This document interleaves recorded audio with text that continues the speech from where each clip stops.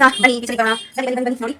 ನನಗೆ ಇದು ಸಿಪ್ಪೆ ಅಂತ ಹೇಳಿ ಹಸ್ಬೆಂಡ್ ಕಿಚನ್ ಸಿಪ್ಪೆ ಪಪಾಯ ಮುಸಂಬಿ ಎಲ್ಲ ಬಿಡಿಸಿಟ್ಟು ಒಂದು ಬಾಕ್ಸ್ ಹಾಕಿ ತೆಗೆದುಕೊಂಡಿದ್ದಾರೆ. ಹಾಗೆ ಇಷ್ಟೇ ಸಣ್ಣಗೆ ಈರುಳ್ಳಿ ಕೂಡ ಹಚ್ಚಿಕೊಂಡಿದ್ದಾರೆ. ಮತ್ತೆ ಹಾಗೆ ಇದು actually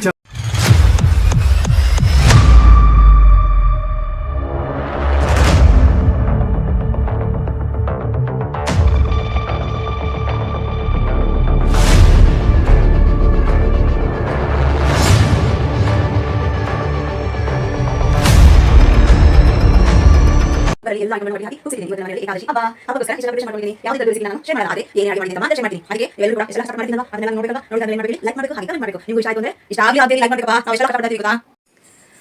hi, good morning, welcome back to my channel. ಎಲ್ಲರೂ ಹೇಗಿದ್ದೀರಾ?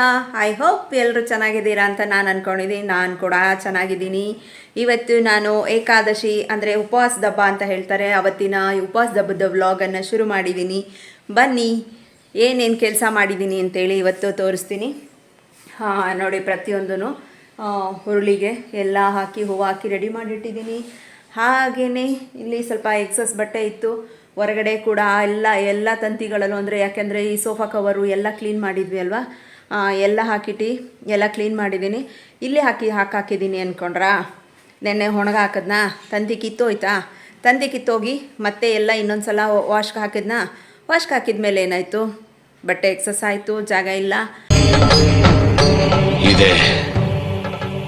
ಇಲ್ಲೊಂದು ಸಮಸ್ಯೆ ಖಂಡಿತ ಇದೆ. ಅದಕ್ಕೋಸ್ಕರ ಏನು ಮಾಡಿದೆ, ಇಲ್ಲಿ ಹಾಕ್ಕೊಂಡಿದ್ದೀನಿ. ನಮಗೆ ಇಲ್ಲೂ ಕೂಡ ಒಣಕೊಳ್ಳುತ್ತೆ, ಏನು ಪ್ರಾಬ್ಲಮ್ ಇಲ್ಲ. ಹಾಗೆಯೇ ಬನ್ನಿ ನೋಡಿ, ಇಲ್ಲಿ ಒಂದು ರೌಂಡ್ ವಾಶ್ ಆಗಿ ಎಲ್ಲ ಇಲ್ಲಿ ಇಟ್ಟಿದ್ದೀನಿ. ಎತ್ತಿಡಬೇಕು. ನಾನು ಈ ರೀತಿ ಒಂದು ಬ್ಯಾಗ್ ಹಾಕಿಟ್ಬಿಟ್ರೆ, ಅಂದರೆ ಜಿಪ್ ಲಾಕ್ ಬ್ಯಾಗ್ ಇರುತ್ತೆ, ಅದಕ್ಕೆ ಹಾಕಿಟ್ಬಿಟ್ರೆ ಎತ್ಕೊಳ್ಳೋಕ್ಕೂ ಈಸಿ ಆಗುತ್ತೆ, ಸಿಗುತ್ತೆ ಬೇಗ ಅಂಥೇಳಿ. ಮತ್ತು ಹಾಗೆ ಊಟಕ್ಕೆ ಅಂಥೇಳಿ ಬಾಳೆದೆಲೆ ಕೂಡ ತಂದಿಟ್ಟಿದ್ದೀವಿ. ಬನ್ನಿ ಹೋಗೋಣ. ಈಗ ಅಡುಗೆ ಮನೆಗೆ ಹೋಗೋಣ ಬನ್ನಿ. ಮತ್ತು ಅಡುಗೆ ಮನೆಗೂ ಹೋಗೋಕ್ಕೂ ಮುಂಚೆ ಈಗ ನಾನು ದೇವ್ರ ಮನೆಯನ್ನು ತೋರಿಸ್ಬೇಕಲ್ವಾ. ನೋಡಿ, ಮಾರ್ನಿಂಗ್ ಪೂಜೆ ಕೂಡ ಆಗಿದೆ. ಮಾರ್ನಿಂಗ್ ಪೂಜೆ ಕೂಡ ಎಲ್ಲ ಆಗಿದೆ. ಪೂಜೆ ಕೂಡ ಮುಗಿಸಿ ಈಗ ನಾನು ಕಿಚನಿಗೆ ಕರ್ಕೊಂಡು ಹೋಗ್ತೀನಿ. ಮೊದಲು ಸರಿಯಾಗಿ ಮಾತಾಡೋದು ಕಲಿ. ಈ ರೀತಿಯಾಗಿ ಪುಟ್ಟ ಲೈಟನ್ನು ಹಾಕಿರುತ್ತೆ, ಮತ್ತು ದೀಪ ಉರಿತಾ ಇರುತ್ತೆ. ಅರ್ಲಿ ಮಾರ್ನಿಂಗ್ಗೆ ಪೂಜೆ ಕೂಡ ಆಯಿತು.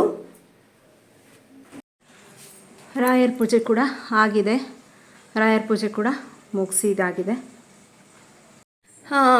ಕಸ ಗುಡಿಸಿ ಮನೆ ಒರೆಸಿ ಎಲ್ಲ ಕೂಡ ಕೆಲಸಗಳಾಗೋಗಿದೆ. ಇಷ್ಟು ಕೆಲಸನ ನನಗೆ ಇಷ್ಟು ಬೇಗ ಹೇಗೆ ಮಾಡಿದೆ 9:15ಗೆ ಅಂದ್ಕೊಂಡ್ರಾ? ಇಲ್ಲೊಬ್ಬರು ಫ್ರೆಂಡ್ ಬಂದಿದ್ದಾರೆ. ಆ ಫ್ರೆಂಡು ನನಗೆ ಬೇಗ ಎಲ್ಲ ಕೆಲಸಗಳನ್ನೂ ಮಾಡಿಕೊಟ್ಟಿದ್ದಾರೆ. ನಿಮಗೂ ಕೂಡ ಆ ಫ್ರೆಂಡ್ ಯಾರಂತ ಇಂಟ್ರೊಡ್ಯೂಸ್ ಮಾಡ್ತೀನಿ, ಬನ್ನಿ. ನೋಡಿ, ಇವರೇ ನನ್ನ ಬೆಸ್ಟ್ ಫ್ರೆಂಡು. ಎಷ್ಟು ಬೇಗ ಕೆಲಸ ಮಾಡಿದ್ರು ಗೊತ್ತಾ? 6 o'clock ಎದ್ರು ಅವರು. 6 o'clock ಎದ್ದು ಕಸ ಎಲ್ಲ ಗುಡಿಸಿ ಮನೆ ಒರೆಸಿ ಅವ್ರು ಹೋಗಿ ಎಲ್ಲ ಕೆಲಸ ಮುಗಿಸಿದ್ದೀನಮ್ಮ, ನಾನು ಹೋಗ್ತೀನಿ, ನನಗೆ ಸುಸ್ತಾಯಿತು, ನಾನು ಹೊಟ್ಟೆ ಹಸಿವಾಗ್ತಿದೆ, ನಾನು ಚಾರ್ಜ್ ಆಗಬೇಕು ಅಂತೇಳಿ ಹೋಗಿ ಚಾರ್ಜಲ್ಲಿ ಕೂತ್ಬಿಟ್ಟಿದ್ದಾರೆ. ಸರಿ, ನೀವು ಅಲ್ಲೇ ಕೂತ್ಕೊಳ್ಳಿ ಅಂತ ಅವರಿಗೂ ಕೂಡ ಹೇಳಿದ್ದೀನಿ. ಅವ್ರ ಪಾಡಿಗೆ ಅವ್ರು ಕೂತಿದ್ದಾರೆ. ಬನ್ನಿ, ನಮ್ಮ ಕೆಲಸನ ನಾವು ಶುರು ಮಾಡೋಣ. ಈಗ ಎಲ್ಲರೂ 10 ಸೆಕೆಂಡ್ ಮೌನಾಚರಣೆ ಮಾಡೋಣ. ನೋಡಿ, ಇವ್ರದ್ದು ಕೂಡ ಟಿಫಿನ್ ಆಗಿದೆ. ಮತ್ತು ಹಾಗೆ ಅಲ್ಲೊಬ್ರಿದ್ದಾರೆ ನೋಡಿ, ಅವ್ರದ್ದು ಕೂಡ ಆಗಿದೆ. ಅವರಿದ್ದಾರೆ ನೋಡಿ, ಅವ್ರನ್ನ ಬಿಡ್ಬೋದು ಈಚೆಗೆ. ಬಟ್ ಏನು ಮಾಡ್ತಾರೆ ಗೊತ್ತಾ, ಅಲ್ಲಿ ಒಳಗಡೆ ಕಿಚನಲ್ಲಿ ಏನೇ ಬಿದ್ದರೂ ಎಲ್ಲ ಎತ್ತಿ ಬಾಯಲ್ಲಿ ಹಾಕೋತಿರ್ತಾರೆ. ಮತ್ತು ಏನು ಮಾಡ್ತಾರೆ, ಇಲ್ಲಿ ಮ್ಯಾಟ್ ಇದೆ ನೋಡಿ, ಇದು ಏನು ದಾರ ಇದೆ ಅದೆಲ್ಲ ಎಳ್ದು ತಿಂತಾ ಕೂತಿರ್ತಾರೆ. ಪ್ರಾಬ್ಲಮ್ ಅಲ್ವಾ? ಅದಕ್ಕೋಸ್ಕರ ಅವ್ರನ್ನ ಒಳಗಡೆ ಹಾಕ್ತೀನಿ. ನಾನು ನಿಮ್ದಪ್ಪಯ್ಯ ಅಂತೀನಿ, ದಯವಿಟ್ಟು ಹೇಳಿಕೆ ಬಿಟ್ಬಿಡಿ ಪ್ಲೀಸ್. ಕೆಲಸ ಆಗೋವರೆಗೂ ಒಳಗಡೆ ಇರ್ತಾರೆ, ಆಮೇಲೆ ಆಚೆ ಬರ್ತಾರೆ. ಈಗ ಬನ್ನಿ ಕಿಚನಿಗೆ ಬರೋಣ. ಬನ್ನಿ ನೋಡಿ, ನನಗೆ ಇದು ಸಿಪ್ಪೆ ಎಲ್ಲ ಬಿಡಿಸೋದಕ್ಕಾಗಲ್ಲ ಅಂಥೇಳಿ ಹಸ್ಬೆಂಡು ಕಿತ್ಳೆಹಣ್ಣಿನ ಸಿಪ್ಪೆ, ಪಪ್ಪಾಯ, ಮೂಸಂಬಿ ಎಲ್ಲ ಬಿಡಿಸಿಟ್ಟು ಒಂದು ಬಾಕ್ಸ್ಗೆ ಹಾಕಿ ಎತ್ತಿಟ್ಟೋಗಿದ್ದಾರೆ. ಹಾಗೆ ಇಷ್ಟು ಸಣ್ಣಗೆ ಈರುಳ್ಳಿನ ಕೂಡ ಹಚ್ಚಿಟ್ಟೋಗಿದ್ದಾರೆ.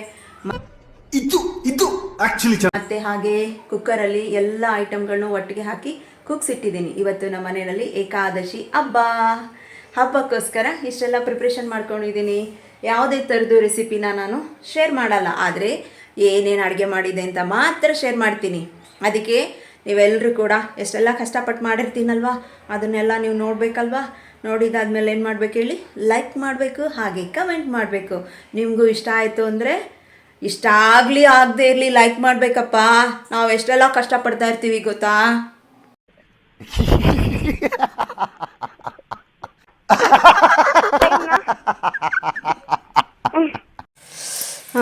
ಈ ರೀತಿಯಾಗಿ ನೋಡಿ, ಆಲೂಗೆಡ್ಡೆ ಈ ಥರ ಕಾಳುಗಳು ಮತ್ತು ಬೇಳೆ ಒಂದೇ ಸಲ ಈ ರೀತಿಯಾಗಿ ಬೇಯಿಸ್ಕೊಂಡಿದ್ದೆ. ಈಗ ಇಲ್ಲಿ ಕಾಳುಳಿಗೆ ಬದನೆಕಾಯಿ ಮತ್ತು ಬಾಳೆಕಾಯಿ ಹಾಕಿದ್ದೀನಿ. ಇಲ್ಲಿ ಪಾಯಸ ರೆಡಿ ಆಯಿತು. ಮತ್ತು ಹಾಗೆ ಇಲ್ಲಿ ಏನು ಹೇಳ್ತಾರೆ, ಪಡುಲ್ಕಾಯಿ ರೆಡಿಯಾಗಿದೆ. ಕೋಸಂಬರಿ ಮಾಡೋದಕ್ಕೆ ಹೆಸರುಬೇಳೆ ನೆನೆಸಿಟ್ಟಿದ್ದೀನಿ. ಸ್ವಲ್ಪನೇ ಮಾಡೋದು, ಜಾಸ್ತಿ ಮಾಡಲ್ಲ. ಫ್ರೂಟ್ಸ್ ಎಲ್ಲ ಹಚ್ಚಿ ರೆಡಿ ಮಾಡಿ ಇಡ್ತಾ ಇದ್ದೀನಿ ಇಲ್ಲಿ. ಮತ್ತು ವಡೆ ಆಗ್ತಾಯಿದೆ, ಮತ್ತು ಉದ್ದಿನವಡೆ ಕೂಡ ರೆಡಿ ಆಗಿದೆ. ಇನ್ನು ಇಷ್ಟು ಕೆಲಸಗಳು ಬ್ಯಾಲೆನ್ಸ್ ಇದೆ, ಮಾಡ್ಕೋಬೇಕು. ಸಾಲ್ಟು, ಮೊಸರನ್ನ, ಕೋಸಂಬರಿ, ಹಾಗೆ ನುಗ್ಗೆಕಾಯಿ ಬೇಳೆ ಸಾಂಬಾರ್, ಆಲೂಗೆಡ್ಡೆ ಪಲ್ಯ, ಮೊದಲು ಸರಿಯಾಗಿ ಮಾತಾಡೋದು ಕಲಿ. ಇದು ಕುಂಬಳಕಾಯಿ ಪಲ್ಯ, ಮತ್ತು ವಡೆ, ಉದ್ದಿನವಡೆ ರೆಡಿಯಾಗಿದೆ. ಸ್ವಲ್ಪ ತುಪ್ಪ ಬಿಸಿ ಮಾಡಿಟ್ಟಿದ್ದೀನಿ. ಹಾಗೆ ಇದು ಕಾಳುಳಿ, ಮತ್ತು ಇದು ಪಾಯಸ, ಇದು ಪಡಲ್ಕಾಯಿ ಪಲ್ಯ, ಹಾಗೆ ರೈಸ್ ಕೂಡ ರೆಡಿಯಾಗಿದೆ. ಮತ್ತು ಆಲೂಗೆಡ್ಡೆ ಪಲ್ಯ, ಬೀನ್ಸ್ ಪಲ್ಯ ಇಷ್ಟು ಕೂಡ ರೆಡಿ ಆಯಿತು. ಈಗ ಪೂಜೆಗಿಡಬೇಕು. ಇವರೇ ನನ್ನ ತಂದೆಯವರು. ಇವರಿಗೆ ಇವತ್ತು ನಾನು ಪೂಜೆ ಮಾಡ್ತಾ ಇರೋದು. ಫೈನಲಿ ಅಡುಗೆ ಕೆಲಸ ಎಲ್ಲ ಮುಗ್ದಿದೆ. ಇನ್ನು ಎಡೆಗಿಟ್ಟು ಪೂಜೆ ಮಾಡಬೇಕು. ಬನ್ನಿ ನಮ್ಮ ತಂದೆಯವ್ರನ್ನ ತೋರಿಸ್ತೀನಿ. ನೋಡಿ, ಇವರೇ ನನ್ನ ತಂದೆ, ಅವರೇ ನನ್ನ ತಂದೆಯವರು. ಅವರಿಗೇನೆ ಇವತ್ತು ಪೂಜೆ ಮಾಡ್ತಾಯಿದ್ದೀನಿ. ಎಡೆಗೆ ಎಲ್ಲನೂ ಇಟ್ಟು ರೆಡಿ ಮಾಡಿದೆ. ಈಗ ದೀಪ ಹಚ್ಚಿ ಪೂಜೆನ ಮಾಡಬೇಕು. ಮತ್ತು ಕಡಲೆಪುರಿ, ಸ್ವೀಟ್ಸ್ ಇರ್ಬೋದು, ಹಣ್ಣುಗಳಿರ್ಬೋದು, ನಮ್ಮ ಕೈಲಾದಷ್ಟು ಹಣ್ಣುಗಳು ಅದು ಇದು ಅಂತ ಏನಿಲ್ಲ, ನಮ್ಮ ಕೈಲಿ ಏನಾಗುತ್ತೋ ಅದನ್ನು ತಂದಿಡ್ಬೋದು. ಮತ್ತು ಅಲ್ಲಿ ಬಾಳೆಹಣ್ಣನ್ನು ಇಟ್ಟಿದ್ದೀನಿ. ಮತ್ತು ಒಂದು ಎಡೆ ಯಾವತ್ತೂ ಇಡಬಾರ್ದಂತೆ, ಹಾಗಾಗಿ 2 ಎಡೆನ ಇಟ್ಟಿದ್ದೀನಿ. ಒಂದು ದೇವ್ರ ಎಡೆ ಅಂತ ಹೇಳ್ತಾರೆ, ಒಂದು ನಮ್ಮ ತಂದೆಗೆ ಅಂತೇಳಿ ಇಟ್ಟಿದ್ದೀನಿ. ಹಾಗೆ ಕಡಲೆಪುರಿ, ಸ್ವೀಟ್ಸು, ಹಣ್ಣು, ಮತ್ತು ಹಾಲು, ಮೊಸರು, ಒಂದು ಲೋಟದಲ್ಲಿ ನೀರನ್ನು ಕೂಡ ಇಡಬೇಕು. ಯಾಕೆ ಅಂದರೆ ಅದು ನೀರನ್ನು ತುಂಬ ಇಡಬೇಕಂತೆ. ನೀರು ಖಾಲಿ ಆಯಿತು ಅಂತ ಅಂದರೆ ಅವ್ರು ಬಂದು ಊಟ ಮಾಡಿ ಹೋಗಿದ್ದಾರೆ ಅಂದರೆ ಸ್ವಲ್ಪ ಖಾಲಿ ಆಗಿರುತ್ತಂತೆ. ಆವಾಗ ಅವರು ಬಂದು ಊಟ ಮಾಡಿಕೊಂಡು ತೃಪ್ತಿ ಪಟ್ಕೊಂಡು ಹೋಗಿದ್ದಾರೆ ಅಂತ ಅರ್ಥ ಅಂತ ಹೇಳ್ತಾರೆ. ನನ್ನ ಹಿರಿಯರು ಏನು ಹೇಳ್ತಿದ್ರು ಅದನ್ನು ನಾನು ನಿಮ್ಮ ಮುಂದೆ ಹಂಚ್ಕೊತಾ ಇದ್ದೀನಿ ಅಷ್ಟೇ. ನಾನೇನು ಅಷ್ಟೊಂದು ತಿಳಿದವಳೇನಲ್ಲ. ನನ್ನ ಹಿರಿಯರು ಅಂದರೆ ನಮ್ಮ ಅಜ್ಜಿ ಇರ್ಬೋದು, ಬೇರೆಯವರೆಲ್ಲ ಏನು ಹೇಳ್ತಿದ್ರು ಅದ್ರ ಬಗ್ಗೆ ಗೊತ್ತಿರೋದನ್ನು ನಾನು ನಿಮ್ಮ ಮುಂದೆ ಹಂಚ್ಕೊತಾ ಇದ್ದೀನಿ ಅಷ್ಟೇನೆ. ಹಾಗಾಗಿ ಲೋಟದ ತುಂಬ ನೀರನ್ನು ಹಾಕಿಟ್ಟಿದ್ದೀನಿ. ಹಾಲು, ಮೊಸರು ಎಲ್ಲ ಇಟ್ಟಿದ್ದೀನಿ. ಊಟನೂ ಕೂಡ ಜಾಸ್ತಿ ಬಡಿಸ್ಬೇಕಂತ ಹೇಳ್ತಾರೆ. ಬಟ್ ಜಾಸ್ತಿ ಬಡಿಸಿದ್ರೆ ಮನೆಯಲ್ಲಿ ತುಂಬಿದ ಮನೆ ಇರುತ್ತೆ, ನೆಂಟರುಗಳು ತುಂಬ ಇರ್ತಾರೆ, ಎಲ್ಲರೂ ಊಟ ಮಾಡ್ತಾರೆ. ಅದಕ್ಕೋಸ್ಕರ ಊಟನ ಕೂಡ ಜಾಸ್ತಿ ಬಡಿಸ್ತಾರೆ. ಬಟ್ ಇಲ್ಲಿ ತಿನ್ನೋದಕ್ಕೆ, ಎಡೆ ಊಟ ಮಾಡೋದಕ್ಕೆ ಬಂಧು ಬಳಗ ಅಂತ ನನಗೆ ಯಾರೂ ಇಲ್ಲ. ಆ ಕಾರಣಕ್ಕೋಸ್ಕರ ಸ್ವಲ್ಪನೇ ಬಡಿಸಿದ್ದೀನಿ. ಒಂದು ನನ್ನ ಹಸ್ಬೆಂಡ್ ಊಟ ಮಾಡ್ತಾರೆ, ಮತ್ತು ಇನ್ನೊಂದು ನಾನು ಊಟ ಮಾಡ್ತೀನಿ. ಹಾಗಾಗಿ ಸ್ವಲ್ಪನೇ ಬಡಿಸಿರ್ತೀವಿ. ಎಡೆ ಊಟನ ಆಚೆ ಚೆಲ್ಲಬಾರ್ದು ಅಂತ ಹೇಳ್ತಾರೆ, ಇಲ್ಲಾಂದರೆ ಹಸುವಿಗೆ ಕೊಡಬೇಕು, ಇಲ್ಲ ನೀರಲ್ಲಿ ಬಿಡಬೇಕು ಅಂತ ಹೇಳ್ತಾರೆ. ಹಾಗಾಗಿ ಸ್ವಲ್ಪನೇ ಬಡಿಸಿರ್ತೀನಿ. ಮತ್ತು ಪ್ರತಿಯೊಂದನ್ನು ರೆಡಿ ಮಾಡಿ ಇಟ್ಟಿದ್ದೀನಿ. ನೋಡಿ, ಇಲ್ಲಿ ಈ ರೀತಿ ರೆಡಿ ಮಾಡಿ ಇಟ್ಟಿದ್ದೀನಿ. ಈಗ ದೀಪ ಹಚ್ಚಿ ಈಗ ಪೂಜೆ ಮಾಡಿದರೆ ಮುಗೀತು.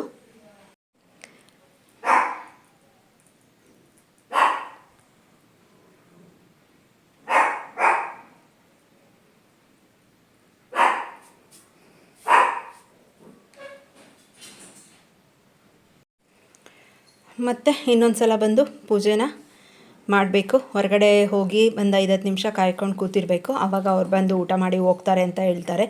ಹಾಗಾಗಿ 5-10 ನಿಮಿಷ ಬಂದು ಮತ್ತು ಈಗ ಇನ್ನೊಂದು ಸಲ ಪೂಜೆ ಮಾಡಿ ಆಗಿದೆ. ಅಂದರೆ ಗಂಧದ ಕಡ್ಡಿನಾದರೂ ಹಚ್ಬೋದು, ಅಥವಾ ಕರ್ಪೂರ ಅಥವಾ ಸಾಂಬ್ರಾಣಿ ಏನು ಬೇಕಾದರೂ ಹಾಕ್ಬೋದು. ಆಲ್ಮೋಸ್ಟ್ ಎಲ್ಲರೂ ಸಾಂಬ್ರಾಣಿ ಹಾಕ್ತಾರೆ ಜಾಸ್ತಿ, ಹಾಗಾಗಿ ನಾನು ಕೂಡ ಸಾಂಬ್ರಾಣಿನೇ ಹಾಕಿದ್ದೀನಿ. ಪೂಜೆ ಎಲ್ಲ ಮುಗಿದ್ಮೇಲೆ 10 ನಿಮಿಷ ಆಚೆ ಕೂತಿದ್ದು ಇವಾಗಷ್ಟೇ ಒಳಗಡೆ ಬಂದೆ. ಹಸ್ಬೆಂಡು ಇನ್ನೇನು ಬರ್ತಿದ್ದಾರಂತೆ. ಅವರು ನೀನು ಇನ್ ಟೈಮ್ಗೆ ಪೂಜೆ ಮಾಡಿಬಿಡು, ನಾನು ಲಾಸ್ಟಲ್ಲಿ ಬಂದು ನಮಸ್ಕಾರ ಮಾಡ್ಕೊತೀನಿ ಅಂದರು. ಇನ್ನೇನು ಅವರು ಕೂಡ ಬರ್ತಾರೆ. ಇಷ್ಟು ನಾನು ನನ್ನ ಕಡೆಯಿಂದ ನನ್ನ ತಂದೆಗೆ ಕೊಡುವಂಥ ಪ್ರೀತಿ ಇಷ್ಟೇ. ಅವರು ಕೊಟ್ಟಿರೋ ಪ್ರೀತಿಗೆ ನಾನು ಮಾಡ್ತಾ ಇರೋದು ಏನೇನೂ ಅಲ್ಲ.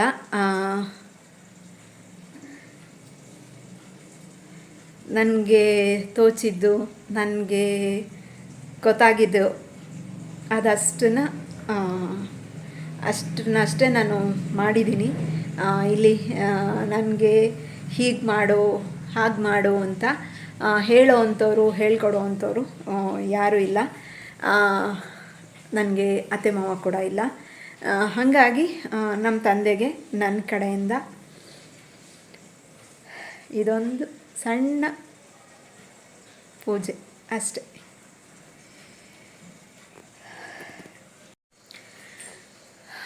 ಎಲ್ರಿಗೂ ಇದು ಇಷ್ಟ ಆಗ್ಬೋದು ಅಂದ್ಕೊಂಡಿದ್ದೀನಿ. ಎಷ್ಟೋ ಜನ ತಂದೆ ತಾಯಿಗಳನ್ನ ಕಳ್ಕೊಂಡಿರ್ತಾರೆ. ಎಷ್ಟೊಂದು ಜನಕ್ಕೆ ಇದೇ ರೀತಿಯಾಗಿ ಮಾಡಬೇಕು ಅನ್ನೋ ಆಸೆ ಇರುತ್ತೆ. ಆದರೆ ಕೆಲವೊಬ್ಬರು ಮನೆಗಳಲ್ಲಿ, ಗಂಡನ ಮನೆಯಲ್ಲಿ ಅವಕಾಶ ಇರುತ್ತೋ ಇಲ್ವೋ ಗೊತ್ತಿಲ್ಲ. ನನಗಂತೂ ಆ ಅದೃಷ್ಟ ಇದೆ. ನಮ್ಮ ತಂದೆ ಅಷ್ಟೆಲ್ಲ ಮಾಡಿರೋದಕ್ಕೆ ಅಷ್ಟು ಪ್ರೀತಿ ಕೊಟ್ಟರು. ಚಿಕ್ಕ ವಯಸ್ಸಲ್ಲೇ ತಂದೆನ ಕಳ್ಕೊಂಡೆ ನಾನು. 8 ವರ್ಷ ಇರಬೇಕು ನಮ್ಮ ತಂದೆ ನನ್ನ ಬಿಟ್ಟು ಅಗಲಿದಾಗ. ಹಾಗಾಗಿ ನಮ್ಮ ತಂದೆ ಕೂಡ ನಾನಿರೋ ಜಾಗದಲ್ಲಿ, ನಾನಿರೋ ಸ್ಥಳದಲ್ಲಿ ಬಂದು ಊಟ ಮಾಡ್ಕೊಂಡು ಹೋಗ್ಬೇಕು ಅನ್ನೋದು ನನ್ನ ಆಸೆ. ಹಾಗೆ ನಮ್ಮ ತಂದೆಗೆ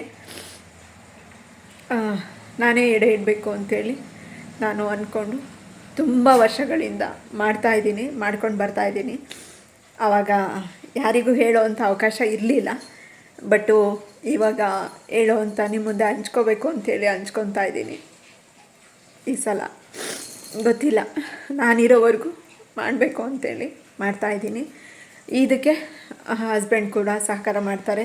ಅವರು ಯಾವುದೇ ಥರದ್ದೇನು ಅದು ಮಾಡಬೇಡ ಇದು ಮಾಡಬೇಡ ಅಂತ ಯಾವತ್ತೂ ಅಂದೋರಲ್ಲ. ನನ್ನ ಇಷ್ಟಕ್ಕೆ ಯಾವತ್ತೂ ಅವ್ರ ಅಡ್ಡಿನೂ ಬರಲ್ಲ. ನಿನಗೇನು ಅನಿಸುತ್ತೋ ಅದನ್ನು ಮಾಡು, ನಿನಗೇನು ಖುಷಿ ಅನಿಸುತ್ತೆ ಅದನ್ನು ಮಾಡು ಅಂತ ಹೇಳ್ತಾರೆ. ಈ ಅವಕಾಶ ಎಷ್ಟು ಜನರಿಗಿದೆಯೋ ನನಗೆ ಗೊತ್ತಿಲ್ಲ. ನನಗಂತೂ ಅದೃಷ್ಟ ಇದೆ. ಆದರೆ ನನ್ನ ತಂದೆ, ನಾನು ಇನ್ನೂ ಇದ್ದೀನಿ, ನಾನು ಇನ್ನೂ ಖುಷಿಯಾಗಿದ್ದೀನಿ, ನಾನು ಇನ್ನೂ ಸಂತೋಷವಾಗಿದ್ದೀನಿ ಅಂದರೆ ನನ್ನ ತಂದೆ ಆಶೀರ್ವಾದನೇ. ನಾನು ಏನು ಬಯಸ್ತಿದ್ದೆ, ಏನು ಖುಷಿ ಪಡ್ತಿದ್ದೆ ಅದನ್ನು ನನ್ನ ತಂದೆ ನನಗೆ ಕೊಟ್ಟಿದ್ದಾರೆ. ಅವರಿಲ್ಲ ಅಂದ್ರೂ ಆ ರೀತಿ ನೋಡ್ಕೊಳ್ಳೋ ಅಂಥ ಹಸ್ಬೆಂಡನ್ನು ನನಗೆ ಕೊಟ್ಟಿದ್ದಾರೆ. ಅವರು ನನ್ನನ್ನು ಹೇಗೆ ನೋಡ್ಕೊತಿದ್ರೋ ಅದೇ ರೀತಿಯಾಗಿ ನೋಡ್ಕೊಳ್ಳೋ ಅಂಥ ಹಸ್ಬೆಂಡನ್ನು ನನಗೆ ನನ್ನ ರಾಯರು ಮತ್ತು ನನ್ನಪ್ಪ ಇಬ್ಬರೂ ಕರುಣಿಸ್ಕೊಟ್ಟಿದ್ದಾರೆ. ನಂಗೆ ಅದಷ್ಟೇ ಖುಷಿ. ಇಷ್ಟೆಲ್ಲ ಮಾಡಿರೋ ನನ್ನ ತಂದೆಗೆ ವರ್ಷಕ್ಕೊಂದು ಸಲನಾದ್ರೂ ಈ ರೀತಿಯಾಗಿ ನನ್ನ ಮನೆಗೆ ಆಹ್ವಾನ ಮಾಡಿ ಊಟ ಹಾಕಬೇಕು ಅಂತ ನನ್ನ ಆಸೆ. ಅದನ್ನು ಮಾಡ್ತಾಯಿದ್ದೀನಿ. ನನಗನ್ಸಿದ್ದು, ನನಗೆ ತೋಚಿದ್ದು, ನನಗೆ ಎಷ್ಟಾಗುತ್ತೋ ಅಷ್ಟನ್ನು ಮಾಡಿ ನಮ್ಮ ತಂದೆಗೆ ನಾನು ಉಣಬಡಿಸ್ತೀನಿ. ಯಾಕಂದರೆ ಅವ್ರಿಗೂ ಗೊತ್ತಾಗುತ್ತೆ ನನ್ನ ಮಗಳು ಇಷ್ಟು ಪ್ರೀತಿಯಿಂದ ಮಾಡ್ತಿದ್ದಾಳೆ. ನಮ್ಮ ತಂದೆಗೆ ನಾನು ಕಂಡ್ರೆ ಎಷ್ಟು ಪ್ರೀತಿ ಅಂದರೆ ಅಷ್ಟು ಪ್ರೀತಿ. ತುಂಬ ನಿಮ್ಗೆ ಬೋರಾಗುತ್ತೆ, ಬೇಡ ಸಾಕು ಇಷ್ಟೇ. ತುಂಬ ಹೇಳೋಕ್ಕೋಯ್ತು ಅಂದರೆ ನಿಮಗೂ ಬೇಸರ ಆಗುತ್ತೆ, ಬೇಡ. ಅದ್ರ ಬಗ್ಗೆ ಇನ್ನೂ ಜಾಸ್ತಿ ಎಕ್ಸ್ಪ್ಲೇಷನ್ನು. ನಮ್ಮ ತಂದೆಗೆ ನನ್ನ ಕಂಡ್ರೆ ತುಂಬ ಅಂದರೆ ತುಂಬ ಪ್ರೀತಿ.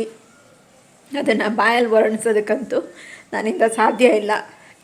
ಈ ಬೇರೆಯವ್ರ ಮನೇಲಿ ಎಷ್ಟೇ ಸಿರಿವಂತಿಕೆ ಇದ್ದರೂ ಕೇಳೋದನ್ನೆಲ್ಲ ಕೊಡಿಸಿರ್ಬೋದು. ಆದರೆ ಒಂದು ಏಟು ಕೂಡ ಹೊಡಿದೆ ಬೆಳೆಸಿರೋ ಅಂಥ ತಂದೆ ತಾಯಿಗಳು ಯಾರೂ ಇಲ್ಲ. ಆದರೆ ನನಗೆ ನನ್ನ ತಂದೆ ಅಷ್ಟು ವರ್ಷವೂ ಒಂದೇ ಒಂದು ಏಟನ್ನು ಕೂಡ ನನಗೆ ಹೊಡೆದಿಲ್ಲ, ಒಂದು ಬೈದು ಇಲ್ಲ. ನನಗೆ ಒಂದು ದಿನವೂ ಅವರು ನನ್ನ ನೆಲದ ಮೇಲೆ ನಡೆದ್ರೆ ಎಲ್ಲಿ ಸವಿತೋಳೋ ಅನ್ನೋ ರೀತಿನಲ್ಲೇ ನನ್ನ ತಂದೆ ನನ್ನನ್ನು ಸಾಕಿದ್ರು. ಅವರಿಗೆ ನನ್ನ ಕಡೆಯಿಂದ ಕೊಡೋದಕ್ಕಾಗೋದು ಇಷ್ಟೇ. ನನ್ನ ತಂದೆ ಕೂಡ ತೃಪ್ತಿ ಪಟ್ಕೊಂಡು ನನಗೆ ಆಶೀರ್ವಾದ ಮಾಡಿ ಹೋಗ್ತಾರೆ ಅಂತ ನನಗೂ ಅದೇ ಖುಷಿ. ಓಕೆ, ಮತ್ತು ಊಟ ಎಲ್ಲ ಮಾಡಿ ಎಲ್ಲ ಆದಮೇಲೆ ನಾನು ನಿಮಗೆ ಸಿಗ್ತೀನಿ. Thank you. ಮತ್ತೆ ಬ್ಲಾಗ್ ಮುಂದುವರಿಯುತ್ತೆ. ಯಾರೂ ಬೇಜಾರು ಮಾಡ್ಕೋಬೇಡಿ. ಬೇಜಾರು ಮಾಡಿದೆ ನನಗೇನೋ ಇವತ್ತು ಹೇಳ್ಕೋಬೇಕು ಅನ್ನಿಸ್ತು, ಹಾಗಾಗಿ ಇಷ್ಟನ್ನೇ ಹೇಳ್ಕೊಂಡಿದ್ದೀನಿ. ಯಾರು ಏನೂ ಅಂದ್ಕೋಬೇಡಿ. ಇಷ್ಟ ಆಗಿದ್ರೆ ವಿಡಿಯೋ ನೋಡಿ ನಾನು ಹೇಳಿರೋ ಮಾತುಗಳನ್ನ ಕೇಳ್ಕೊಳ್ಳಿ. ನಿಮ್ಗೆ ಇಷ್ಟ ಆಗಲಿಲ್ಲ ಅಂದರೆ ಇದನ್ನು ಬೇಕಂದರೆ ಸ್ಕಿಪ್ ಮಾಡಿ. ಮುಂದೆ ಬ್ಲಾಗ್ ಇರುತ್ತೆ, ಊಟ ಮಾಡಿ ಎಲ್ಲ ಮಾಡಿದಾದ್ಮೇಲೆ ನಾನು ನಿಮಗೆ ಮತ್ತೆ ಸಿಗ್ತೀನಿ. ಬಾಯ್. ಕೆಲವೊಬ್ಬರು ಮನೆಯಲ್ಲಿ ಒಂದೊಂದು ರೀತಿಯಲ್ಲಿ ಹಬ್ಬಗಳನ್ನ ಮಾಡ್ತಾರೆ. ಒಬ್ಬೊಬ್ಬರು ಮಹಾಲಯ ಅಮಾವಾಸ್ಯೆ ಅಂದರೆ ಪಿತೃಪಕ್ಷ ಏನು ಹೇಳ್ತಾರೆ ಆವಾಗ ಮಾಡ್ತಾರೆ ಎಡೆನ.